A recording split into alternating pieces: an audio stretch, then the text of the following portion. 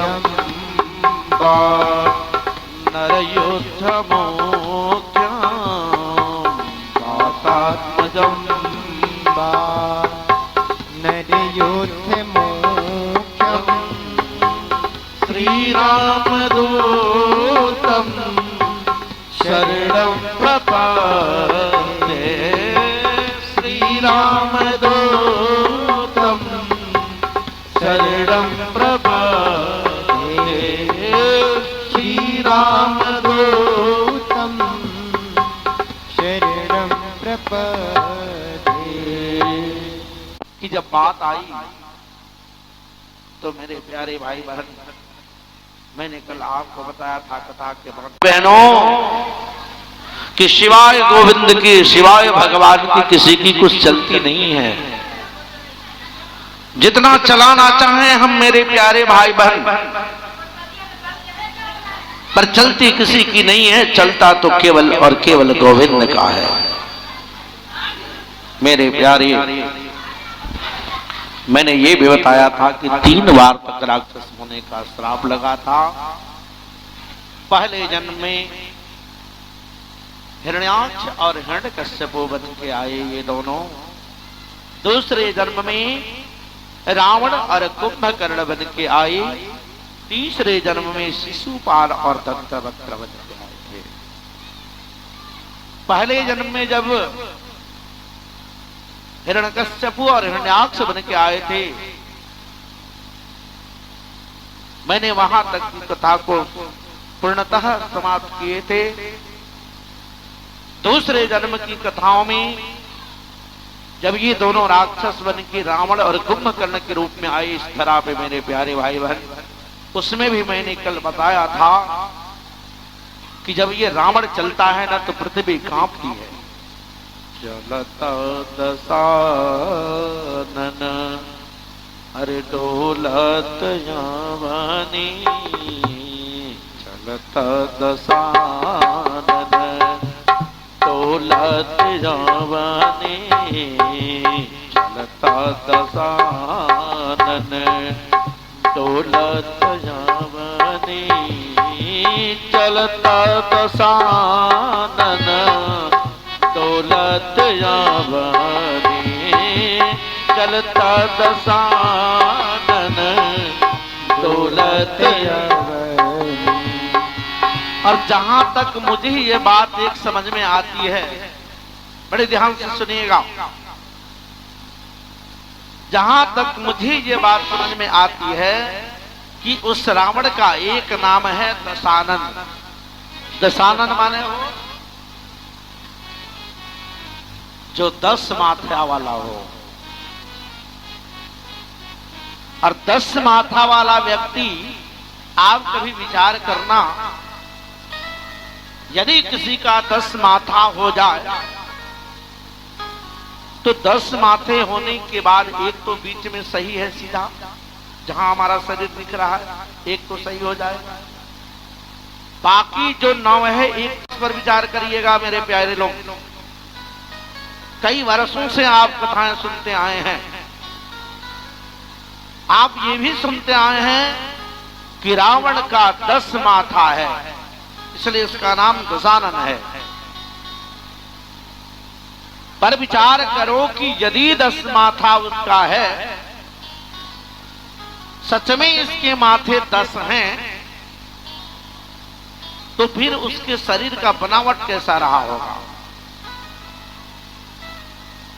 जब 10 माथा है तो एक बीच में, बाकी एक तरफ 5 और दूसरे तरफ 4। इस स्थिति में कभी शरीर बैलेंस में रहेगा जी? बताओ। बैलेंस में बनाने के लिए भगवान ने हमारे शरीर में माथे को सीधे बीचों बीच लगाया है। जितनी लंबाई माथे के सामने से दाहिने होती है, उतनी ही बावें होती है, बैलेंस में बनाने के लिए। भगवान ने एक माथा जिसको दिया है, बैलेंस में बनाने के लिए सीधे बनाया। बहुत विचारणीय बात मैं बता रहा हूं, ये मेरा अपना सोच है। रावण का जब 10 माथा रहा होगा तो उसका माथा रहा कैसे होगा? सोचो, क्योंकि 10 माथा कहा जाता है, तो वो माथा वैसे ही रहे होंगे कि बीच में एक रहा होगा, एक तरफ 4 रहा होगा और एक तरफ कहीं 5 रहा होगा। 4 5 9 और 1 10। तो जब जिधर ज्यादा माथा रहा होगा उधर वो झुक जाता होगा, स्वाभाविक गुण है, और जिधर कम रहता होगा उधर उसका माथा उठ जाता होगा। ऐसा होता होगा कि नहीं? और जब जिसका जीवन इतना अनबैलेंस हो, जिसका जीवन खुद इतना असंतुलित हो मेरे प्यारे भाई बहन, उसके चलने से पृथ्वी की अपनी दुनिया नहीं काम जाएगी। लोग देख के पहले ही भाग जाएंगे कि भाई इसका तो 5 को एक तरफ माथा है, 4 को एक तरफ माथा है। मेरे प्यारे भाई बहन, दूसरा तर्क इसका यह है कि एक माथे वाले व्यक्ति में इतना सलकस है, इतनी डेप्थ है सलकस में, कि एक अच्छा कर्म करने वाला इंसान सच में अपने दिमाग का सही में 5% तक यूज कर दे। 5%, ज्यादा नहीं। यदि हमने अपने माथे का 5% तक यूज कर दिया मेरे प्यारे भाई बहन, तो देश का नेतृत्व करने की क्षमता हमारे अंदर आ जाती है। तो विचार करो, एक माथा वाला उतना कर सकता है तो 10 गो माथा वाला क्या करेगा जी? वो विस्फोट करेगा कि नहीं? उदाहरण के लिए मैं बता दूं कि बचपन में अगर कोई बहुत ज्यादा तेज है, बहुत स्वच्छ और शार्प बुद्धि वाला है, तो आपको पता होना चाहिए कुछ दिन के बाद उसकी माथा खसक जाती है। ऐसा देखा है ना आप लोगों ने? बहुत तेज गति से चलने वाले बाद में पगला जाते हैं। तो ये रावण जिसके पास 10 माथा है मेरे प्यारे भाई बहन, इस 10 माथा में भी चूंकि कहा जाता है न भूतो न भविष्यति, न पांडित्यम तो जानन्ति न भूतो न भविष्यति, वैसा पांडित्य वृत्ति करने वाला, वैसा ज्ञान रखने वाला दुनिया में न कोई हुआ और न हो सकता है। इसका मतलब है उसकी दिमाग बड़ी होगी, साधारण दिमाग लेके नहीं आया होगा वो। और आज कलयुग में छोटा सा दिमाग लेके हम इतना खुरापात कर सकते हैं मेरे प्यारे भाई बहन। कहो, छोटा छोटा दिमाग हमारे माथे में है तो हम लोग इतना खुरापात कर जाते हैं। बोलो राधे राधे, जोर से बोलिए राधे राधे। थोड़ी सी दिमाग आज कलयुग में इतना खुरापात कर सकती है, तो विचार करो 10 दिमाग वाला रावण कितना खुरापात कर सकता है।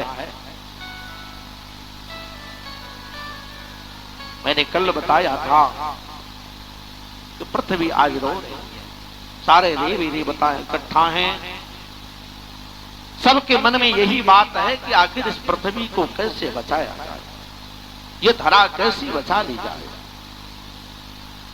और इसी विचार में जब मंथन हुआ तो सबने आपस में निष्कर्ष निकाला कि हमें तो भगवान के पावन चरणों में जाना चाहिए, क्योंकि दुनिया का कष्ट अगर कोई मिटा सकता है मेरे प्यारे भाई बहन तो वो गोविंद हैं। सिवा गोविंद की किसी के अंदर वो ताकत नहीं कि हमारे और आपकी कष्ट को और कठिनाई को हरण कर दे।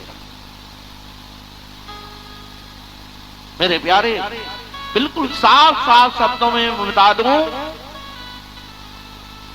कि दुनिया के जितने कष्ट हैं भगवान ही इसके हेतु हैं, और सच पूछो तो इसके निराकरण भी स्वयं है। दुनिया में हम लोग भले इधर उधर यत्र तत्र भाग के जाके कहीं से यंत्र बनवा लें, कहीं मंत्र करवा लें, और सच पूछो तो सुख वही है, आनंद वही दे सकता है मेरे प्यारे भाई बहन, और उसका नाम है गोविंद। वो ठाकुर जी है हमारे। सबने अंत में निष्कर्ष निकाला अब तो हमें भगवान के चरणों में जाना ही होगा। अच्छा, आदमी क्या करता है? वो पहले अपना हाथ पांव खूब आदमी चलाता है कि हम तो निकल ही जाएंगे, लेकिन सच में जब ये इंसान या जीव फंस जाता है ना, तब जाके भगवान याद आता है। जब पृथ्वी में बिल्कुल अशांति फैल गई हो, सारे देवी देवता अशांत हो गए, पृथ्वी अशांत हो गई, और तब भगवान याद आए। मेरे प्यारे भाई बहन, ये सब और अधिक थे। इन्होंने तपस्या करके भगवान को पुत्र के रूप में पाने की लालसा रखी थी। भगवान ने वही त्रेता में दशरथ बनने के बाद उनका पुत्र बनने के लिए उनको वचन दिया था। तीसरी अवस्थाएं समाप्त हो रही हैं। महाराज दशरथ को कोई संतान नहीं है। मेरे प्यारे भाई बहन, बड़ा गूढ़ रहस्य है ये, बहुत गूढ़ रहस्य है हो। हम भी अपनी उम्र के तीसरे पड़ाव तक तो केवल खेल के बिता देते हैं। बोलो राधे राधे। हम लोग अपनी उम्र का तीसरा पड़ाव तक हम लोग केवल घूम के और खेल के बिता देते हैं। लेकिन जब चौथे पड़ाव में जैसे ही हम प्रवेश करते हैं मेरे प्यारे, हम जैसे ही चौथी स्टेज में एंट्री करते हैं कि अचानक अब अपने बारे में सोचने का अवसर मिलता है। और जब अवसर मिलता है ना, तो जैसे दशरथ जी बेचैन हो गए, ठीक उसी तरह से हम लोग भी बेचैन हो जाते हैं। दशरथ जी संतान के लिए अगर बेचैन हैं, तो हम जीव भी अपने मुक्ति रूपी उस साधन रूपी संतान के लिए बेचैन हो जाते हैं कि हे प्रभु, अब तो हम चौथी अवस्था में आ गए। आज तकलीफ काल तक हमने कुछ नहीं किया, अभी तक जो अवस्थाएं बीती व्यर्थ में गई हैं। प्रभु अब तो चौथी अवस्था आ गई है। ये भाव है इस कथा का। मेरे प्यारे भाई बहन, दशरथ जी ने तपस्या करके पुत्र के रूप में उनको बुलाने यहां बैठाया। विधिवत उनकी पूजा हुई। पूजा पाठ करने के बाद भोजन की व्यवस्था हुई। भोजन की महर्षि ने भोजन के बाद कुछ देर आराम करने के बाद आज महाराज दशरथ जाके विश्वामित्र मुनि से पूछते हैं कि प्रभु, हमारे यहाँ आने का हेतु क्या है? हमारे यहाँ आने का कारण क्या हो सकता है? विश्वामित्र मुनि कहते हैं कि राजन, मैं आपके यहाँ आपके दोनों बेटे राम और लक्ष्मण को लेने आया हूं। हे राजन, तुम क्षत्रिय हो और क्षत्रिय कुल के जितने शासक हैं, ये शासक केवल और केवल अपने प्रजा के लिए बनते हैं। हे राजन, हम ब्राह्मण लोग, हम तपस्या करने वाले साधु संत लोग ढंग से अपनी तपस्या तक नहीं कर पाते। दशरथ जी ने पूछा, आखिर क्यों? क्या बात है? आपको कौन तपस्या करने से रोकता है? विश्वामित्र मुनि कहते हैं कि हे राजन, तुम्हें पता नहीं, आज रावण नाम का एक हवा ऐसा प्रकट हो चुका है इस धरा पर, जो हम ऋषि महर्षियों के लिए काल है, संसार के अच्छे लोगों के लिए काल है। हर अच्छा कर्म करने वाले व्यक्ति पर बड़ा आतंक फैलाता है वो, और हम ऋषि महर्षियों को तो यज्ञ करने तक नहीं देता। यदा कदा अगर हम कहीं छुप के भी यज्ञ करें तो उनके अनुचर इतने हैं, उनके राक्षसों की संख्या इतनी है कि वहां तक बात पहुंच जाती है राजन, और वहां से राक्षस भेजे जाते हैं। फिर हमारी पिटाई भी होती है, हमारे यज्ञ को नाश भी कर दिया जाता है। दशरथ जी ने कहा कि ठीक है महाराज, अगर आपके यज्ञ की रक्षा करनी है तो हम आपके साथ चलते हैं, हम आपकी यज्ञ की रक्षा करेंगे। महर्षि विश्वामित्र कहते हैं कि ना, हे राजन, मुझे आपकी आवश्यकता नहीं है। दशरथ जी ने पूछा, तो आवश्यकता किसकी है? हमारे राज्य में कौन है जो आपके यज्ञ की रक्षा कर सकता है? आप खुशी से मांग लें, हम देने को तैयार हैं। महर्षि विश्वामित्र कहते हैं कि हे राजन, हम तो आपके बेटे राम के लिए आए हैं। हे राजन, यदि तुम अपने बेटे राम को मुझे दे दोगे तो मुझे पूर्ण विश्वास है कि हम अपने यज्ञ को निर्बाध ढंग से पूर्ण कर सकते हैं, राक्षसों के आतंक से बच सकते हैं। महाराज दशरथ ने इतना उल्टा सीधा सुनाया विश्वामित्र मुनि को। कहते हैं कि महर्षि, आपको शर्म नहीं आई? मेरी 11 साल के बच्चे को लेके जाओगे, जिनके ठीक से अभी तक दांत नहीं जमे, उन्हें लेके जाओगे उन कठोर राक्षसों से लड़वाने के लिए? कितनी बेशर्मी हो तुम। विश्वामित्र मुनि सब कुछ सहन कर रहे थे मेरे प्यारे भाई बहन, हर बातों का सहन कर रहे थे। दशरथ जी कहने लगे कि एक बार भी सोच लिया होता तुम कि क्या मांगने आए हो। अरे मांगने से पहले तो सोच के ही मांगना चाहता है, पर तुमने एक बार नहीं विचार किया। विश्वामित्र मुनि कहते हैं कि राजन, मुझे तो बस राम चाहिए, न धर्म चाहिए आपका, न आपका धन चाहिए, न स्वयं आप मुझे चाहिए। अगर मुझे चाहिए तो आपका राम चाहिए। दशरथ जी कहते हैं, राम को हम ऐसे थोड़े नहीं दे देंगे। जिस राम को तुम मांग रहे हो हे महर्षि, वो मेरा प्राण है। बिना प्राण का यह शरीर जिस प्रकार से मृतक हो जाता है, मृत्यु घोषित हो जाता है, ठीक उसी तरह से जिस क्षण राम मेरे पास से चला जाएगा, इस दशरथ के शरीर से प्राण निकल जाएंगे। विश्वामित्र मुनि ने समझाया कि राजन, ऐसा मत कहो। तुम्हारा राम केवल तुम्हारा ही प्राण नहीं है, अपितु दुनिया के जितने जीव जंतु, चराचर, स्थावर, जंगम, उद्भिद, जो भी जीव हैं, इन सबके प्राण है तुम्हारे राम। उस राम के बिना किसी का महत्व ही नहीं। राजन, तुम्हारा राम तो सब में बसता है। तुम्हारे राम का पुजारी तो हर व्यक्ति है, हर व्यक्ति छोड़ दो, हर जीव है।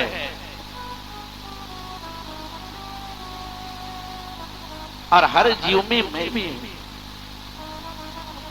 इस नाते हे राजन, मेरा विनती है, मेरी प्रार्थना है राजन, कि आप मुझे मेरे राम को वापस दे दो। विश्वामित्र मुनि को बहुत खराब बात सुनाया है दशरथ जी ने। अंत में इतना डांटा है विश्वामित्र मुनि को कि इसके बाद यदि राम के नाम की एक बार भी चर्चा कर दी तो महाराज बड़ा अनर्थ हो जाएगा। वहीं पर गुरु वशिष्ठ बैठे थे। बैठे बैठे दोनों की बातें सुन रहे थे, मन ही मन मुस्कुरा रहे थे, मन ही मन हंस रहे थे कि हाय रे विधाता, आज कैसा दृश्य दिखने को मिल रहा है। धीरे से अपनी आवाज उठाई। वशिष्ठ मुनि कहते हैं कि राजन, क्या तुम भूल गए? हे महाराज दशरथ, तुम भूल रहे हो? दशरथ जी ने हाथ जोड़ के पूछा, महाराज जी क्या भूल रहा हूं मैं? वशिष्ठ मुनि कहते हैं कि बेटा, हे राजन, हे दशरथ, तुम ये भूल रहे हो कि जिसे तुम अपना पुत्र समझ रहे हो वो तो सारे चराचर में बसता है, हर सृष्टि में बसा हुआ है। और हर सृष्टि में बसी हुई राम के ऊपर केवल और केवल तुम्हारा ही अधिकार नहीं है, अपितु दुनिया के हर जीव का अधिकार है। और हे राजन, इस नाते से देखा जाए तो आपको तो अवश्य हर हालात में महर्षि विश्वामित्र को राम को सौंप देना चाहिए। दशरथ जी ने कहा, गुरुदेव आप भी इतना कठोर बात बोलोगे? गुरुदेव आप क्या कह रहे हो? आप कह रहे हो कि सौंपने और ये महाशय लेके जाएंगे उतनी कठोर राक्षसों के साथ हमारे 11 साल के बच्चे से लड़ाई करवाएंगे? अरे लड़ाई लड़नी है, इनकी यज्ञ की रक्षा करनी है तो हम चलेंगे, हम अपनी पूरी चतुरंगी सेना लेके चलेंगे, इनके यज्ञ की रक्षा कर देंगे। वशिष्ठ मुनि कहते हैं कि राजन, आपको अपने बल पर इतना घमंड है, आपके बल पर आपको इतना घमंड हो गया है कि आप इस राम से भी ज्यादा शक्तिशाली हो। क्या तुम राम को जानते हो? ये राम है कौन? दशरथ जी हाथ जोड़ के कहते हैं कि वही तो मुझे जानना, यही तो मुझे जानना है कि आखिर ये राम है कौन जिसके लिए इतना बड़ा महर्षि विश्वामित्र मेरे यहां मांगने चलाया। वशिष्ठ कहते हैं कि हे राजन, ये राम वही है जो इसके पूर्व जन्म में जब तुम कश्यप बने थे, महाराज जी के खूब बढ़िया है वो खटिया पर बैठा दिया गए। बड़कू भाई गईले अपना घर से एक थरिया हलवा ले ले, छोटकू जाना कहले कि हम ही कमजोर बनी कर से महाराज जी खातिर बड़का परत वाला थरीवा में एक परात ले ले हलवा। महाराज जी बैठल बैठल उनकरा तो पहले कुछ देर खातिर लागल, चला दू जगह बड़ा सन बढ़िया भोजन मिली, कब ओकरा की मिली कब ओकरा की मिली। उनकरा का पता रहे कि खैले से हमरा के बीमार डाल दियो सही। दोनों भाई लेके आई लो नाश्ता, अब महाराज जी के लागल लो जबरदस्ती खियावे। बड़कू भाई कहले कि महाराज जी देख ले, हमरा के मत हारे देव। छोटकू भाई कहले महाराज जी अगर हम हार गए नहीं तो हमारी इज्जत चल जाएगी, ऐसे चाहे जौन हो जाओ पूरा सधा दो के बाद में देखल जाई। डॉक्टर की है जाए कोई तो चले जाई, डॉक्टर खेलेंगे पहले खा ली। कुछ देर के बाद दोनों भाई इकट्ठा भइल लो और आपस में चर्चा कर लो, भैया हमने के सारा संपत्ति तो बांट ले बनी सन, हर चीज बता गए, लेकिन महाराज जी को तो बटल ही ना रही सन। अब महाराज जी आयल बनी तो के का हो जाओ। माते पिता गुरु नाम ही माता। राम जी कहते हैं ज्यादा तो कुछ नहीं जानता था, पर मैं इतना ही जानता था कि अपने से बड़ों के चरणों में जाया जाए, सेवा की जाए, खास करके माता पिता और गुरुओं की सेवा की जाए तो व्यर्थ नहीं जाती है। मुझे लगता है कि गुरु की सेवा, माता पिता की सेवा ने ही मुझे आज घर घर में देवता बना दिया। सेवा कभी व्यर्थ नहीं जाता है। मेरे प्यारे राम जी अपने गुरु जी की बहुत सेवा करते हैं। राम जी ने अपने गुरु जी के साथ उनके यज्ञ की रक्षा करी और इसी क्रम में आज महामुनि विश्वामित्र के पास जनकपुर से एक चिट्ठी आती है। उस चिट्ठी में यह आग्रह रहता है कि हे महामुनि, मेरे यहां मैंने अपनी बिटिया की विवाह के लिए स्वयंवर रखा है। हे महामुनि, यदि आप आ जाएं मेरी बिटिया को आशीर्वाद मिल जाएगी, इसलिए हम आपसे आग्रह करते हैं कि हमारे आग्रह को ठुकरा ना करें। विश्वामित्र मुनि ने चिट्ठी को पढ़ा। सवेरे का समय है, आज राम को बुलाया है और राम से कहते हैं कि राम, क्या तुम मेरे साथ जनकपुर चलोगे? राम जी हाथ जोड़ के कहते हैं कि गुरुजी, जिस समय मेरे पिताजी ने आपको मुझे सौंपा था, मेरे पिताजी ने यह कह के सौंपा था कि बेटा आज के बाद सब कुछ ये तुम्हारे हैं। अरे हे गुरुजी, जब आप मेरी सब कुछ हैं तो फिर आप हमसे अनुमति क्यों लेना चाहते हैं? अब आपकी मर्जी महाराज जी, यदि आपको लेके चलना है तो ले चलो, जहां रखोगे वहां रहने के लिए राम तुम्हारे साथ तैयार है। गदगद हो गए मुनि। दोनों भाइयों को लिया, जनकपुर की यात्रा प्रारंभ हो गई। और जब यात्रा प्रारंभ हुई ना मेरे प्यारे भाई बहन, रास्ते में गंगा नदी मिल गई। गंगा नदी को पा करके आज विश्वामित्र मुनि राम को वहीं बैठाए हैं, लक्ष्मण को भी वहीं बैठाया है और सारी गंगा के अवतरण की कथा सुना डाली है। कहते हैं कि राम पता है ये गंगा कौन है? राम जी ने पूछा, नहीं महाराज जी मुझे तो पता नहीं है, आप मुझे बताएं। विश्वामित्र मुनि कहते हैं कि हे राम, ये तुम्हारे पूर्वजों की देन है, तुम्हारे पूर्वजों के कारण ही गंगा इस धरा पे आई हैं। राम जी ने पूछा कि आखिर इनको आने का कारण क्या है? तब जाकर के बड़ी विधि पूर्वक आज गुरु विश्वामित्र राम जी को समझाते हैं कि हे राम, तुम्हारे ही पूर्वजों में एक राजा थे जिनका नाम था बाहुक। बाहुक ने 2 विवाह किए थी। बड़ी वाली पत्नी गर्भिणी थी, छोटी वाली गर्भिणी नहीं थी। इसका बड़ा दुख था, छोटी वाली को बड़ा जलती थी बड़ी वाली को देख के। संजोग से बाहुक किसी युद्ध में मारा गया और जब वो मारा गया तो दूसरी वाली जो पत्नी थी उसने सोचा कि बड़ी वाली रानी जो है वो संतान पैदा करेंगी तो बड़ा नाम होगा, वही मैं संतान नहीं दूंगी बड़ी बदनामी होगी, इसलिए कोई ऐसा उपाय किया जाए कि इनका संतान मृत पैदा हो। मेरे प्यारे भाई बहन, वो इतनी दुष्ट थी कि उस बच्चे को मारने के लिए आज अपने सौतन की सेवा की जिम्मेदारी ले ली। वो सेवा नहीं है, वो तो बच्चे को मारने का एक उपाय कर रही थी।